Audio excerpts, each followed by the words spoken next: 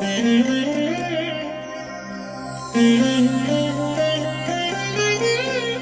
దినం పరము నుండి దిగివచ్చు మాట, ఇది నీ జీవితానికి వెలుగుల బాట, నీ ఒడిలో ఉంచబడిన దీవెనల మూట, అద్భుతాల ఆనంద ఊట.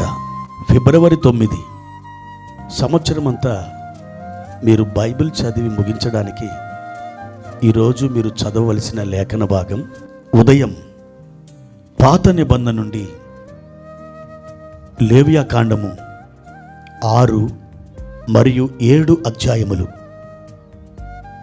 సాయంత్రం క్రొత్త నిబంధన నుండి మత్తయి సువార్త 25వ అధ్యాయము 1 నుండి 30 వచనం వరకు. ప్రియమైన దేవుని బిడ్డలారా, ఈ ఉదయకాల సమయంలో ప్రభు మిమ్మల్ని బలపరిచి ఆశీర్వదించునుగాక. ఈ దినమంతయు ఆయన నీడలో మీరు సాగి వెలుదురుగాక. ఈ దినం దేవాది దేవుడు మన కొరకు ఏర్పరిచిన వాక్య భాగాన్ని చదువుకుందాం. యోబు గ్రంథము 5వ అధ్యాయము 9వ వచనం. ఆయన పరిశోధింపజాలని మహాకార్యములను లెక్కలేనని అద్భుత క్రియలను చేయువాడు. క్రీస్తునందు ప్రియమైన దేవుని బిడ్డలారా, మన దేవుని యొక్క మహిమను మనం ఆలోచన చేసినట్లయితే మన శక్తికి మించిన అతీతమైన కార్యములను ఆయన చేయువాడుగా కనిపిస్తున్నాడు. ఆయన పరిశోధింపజాలని మహాకార్యములను లెక్కలేని అద్భుతములను ఆయన చేస్తూ ఉన్నాడట. ఇటువంటి దేవుడు మీ జీవితంలో ఆయన ఉండడం, ఆయన పని చేయడం ఎంత గొప్ప భాగ్యము.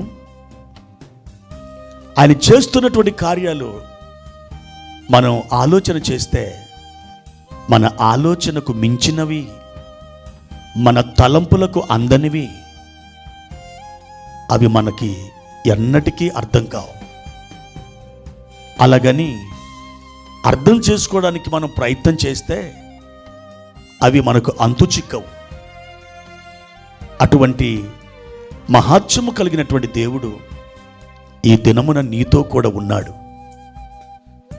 ఒకసారి తమిళనాడు రాష్ట్రంలో అంత పెద్దగా చదువు లేనటువంటి ఒక దైవజనుడు ఉన్నాడు. అతని పేరు సామ్యుయేల్. ఈ దైవజనుడు ఒక సువార్తికుడు. ఆయన మాటే పాట, ఆయన పాటే ప్రసంగం అట. చాలా గొప్ప ప్రార్థన పరుడు. అనేక గ్రామాలు తిరుగుతూ దేవుని యొక్క రాజ్య సువార్తను ప్రకటిస్తూ ఉండేవాడు. అయితే ప్రతి శుక్రవారం ఒక ఉపవాస కూడిక అతడు ఏర్పాటు చేస్తుండేవాడు. ఒక దినాన ఆ రాష్ట్రంలో ఒకానొక ప్రాంతానికి వెళ్ళి అనేకమైన సువార్త కరపత్రికలు పంచిపెట్టడం, అనేకులకి సువార్త చెప్పడం చేశాడు. ఉదయం నుండి మధ్యాహ్నం వరకు, మధ్యాహ్నం నుండి 3 గంటల వరకు అలా నిర్విరామముగా ఏకధాటిగా ఆయన సువార్త ప్రకటిస్తూనే ఉన్నాడు. సుమారు 20 గుంపులకి ఆయన సువార్త చెప్పిన తర్వాత బాగా అలసిపోయాడు, ఆకలి వేస్తుంది. ఆ సమయంలో ప్రభు సన్నిధిలో ప్రార్థించాడు.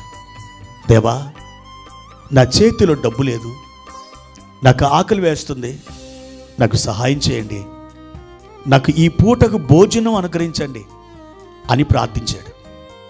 వెంటనే మెరుపులాంటి ఆలోచన తన మనసులో మెదిలింది. ఎదురుగా ఉన్నటువంటి ఈ కొండ ప్రాంతాన్ని దాటిన తర్వాత మా దగ్గరకు ప్రతి శుక్రవారం ఉపవాస ప్రార్థనకు వచ్చే ఒక స్త్రీ ఉన్నది, అక్కడికి వెళ్తాను, తప్పకుండా ఆమె నాకు భోజనం సిద్ధపరుస్తుంది అనుకొని బయలుదేరాడు.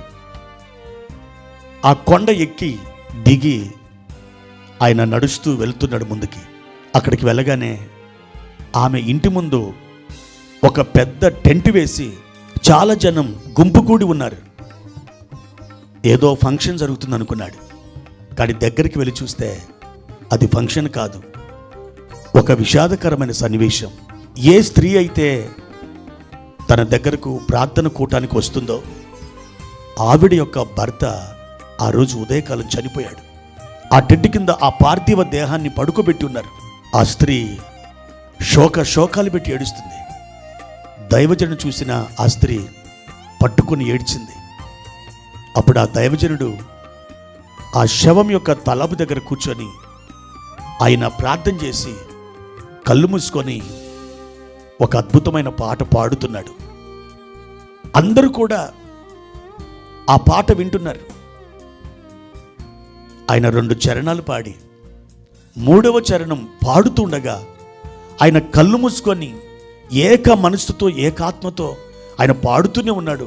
అలా పాడుచుండగా వేరొక వ్యక్తి యొక్క స్వరం తనకు వినబడుతుంది. కళ్ళు తెరిచినటువంటి దైవజనుడు చూసేసరికి అద్భుతం, ఆశ్చర్యం.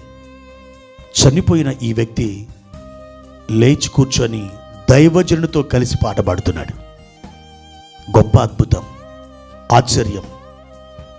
ఈ సంఘటన డాక్టర్ డిజిఎస్ దినకరన్ గారు చెప్పడం, వారి యొక్క మ్యాగజైన్లో రాయడం జరిగింది.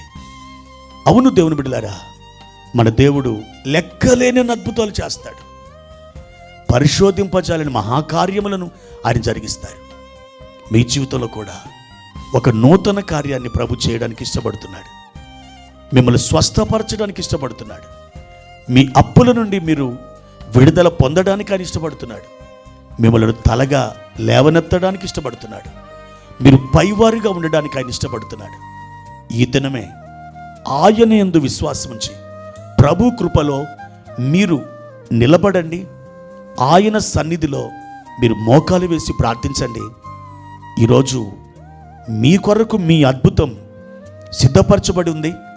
దాన్ని పొందడానికి ప్రార్థనే మార్గము, ప్రార్థనే ఒక అద్భుతమైనటువంటి ద్వారం. దేవుడు మిమ్మల్ని ఆశీర్వదించి మీకు తోడయుండి మీ యొక్క పనులను సఫలము చేయనుగాక. ప్రార్థన. ప్రియమైన తండ్రి, మీ ఘనమైన నామానికి వందనాలు. ఈ ఉదయకాల సమయంలో పరిశోధింపజాలని మహాకార్యములను మీరు చేయువారుగా మా జీవితంలో ఉన్నారు. కేవలం బైబిల్లో చెప్పబడిన మాటలకు మాత్రమే మీరు పరిమితమై లేరు. మా తండ్రి, మీ వాగ్దానాలు జీవము కలిగినవి, అవి క్రియాశీలకమైనవి. మా జీవితంలో మీ మాటలు నెరవేర్చబడడానికి శక్తి కలిగి ఉన్నాయి. మా తండ్రి, ఈ దినం మా ప్రియులు ఎదురు చూస్తున్న ఆ అద్భుతాన్ని మీరు జరిగించండి. మీ దక్షిణ హస్తం చాపి వారి అవసరములను తీర్చండి. ఘనత, మహిమ, ప్రభావములు మీకే సమర్పిస్తూ యేసుక్రీస్తు వారి నామమున ఈ ప్రార్థన అడిగి వేడుకుంటున్నాము తండ్రి. ఆమేన్.